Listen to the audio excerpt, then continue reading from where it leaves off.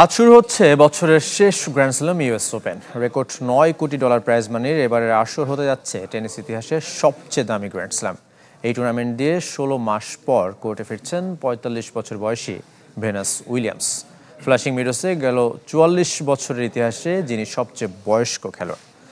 15 দিনব্যাপী টুর্নামেন্টের পর্দা নামবে 7 সেপ্টেম্বর। প্রাণ কফি ক্যান্ডি, কররা কফির কঠিন স্বাদে হাইকে বলো বাই। প্রাণ কফি ক্যান্ডি, হাইকে বলো বাই। 57 বছরের প্রথা ভেঙে মঙ্গলবারের পরিবর্তে রোববার শুরু হচ্ছে ইউএস ওপেন। সঙ্গে একদিন বেড়ে 15 দিন হবে বছরের শেষ গ্র্যান্ড স্ল্যাম। শুধু দিন পরিবর্তন নয়, সব গ্র্যান্ড স্ল্যামকে ছাড়িয়ে গেছে অর্থের বিচারে।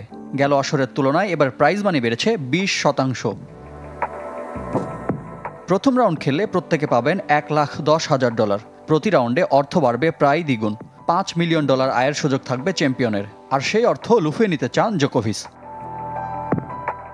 সর্বাধিক 25 গ্র্যান্ড স্ল্যাম জয়ের মিশন এখনও অপূর্ণ সার্বিয়ান তারকার। 2023 সালের পর আর কোনো গ্র্যান্ড স্ল্যাম জেতা হয়নি জোকোর।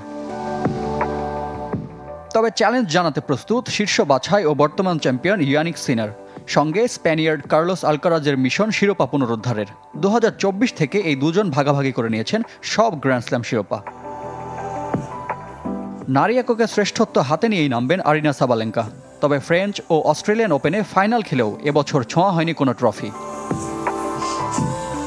16 মাস পর ইউএস ওপেন দিয়ে টেনিস কোর্টে ফিরছেন ভেনাস উইলিয়ামস। বয়সটা এখন 45। র্যাঙ্কিংয়ে 500-র উপরে থাকায় তার ওয়াইল্ড কার্ড এন্ট্রি নিয়েও হচ্ছে সমালোচনা। রিফাত হোসেন, চ্যানেল 24।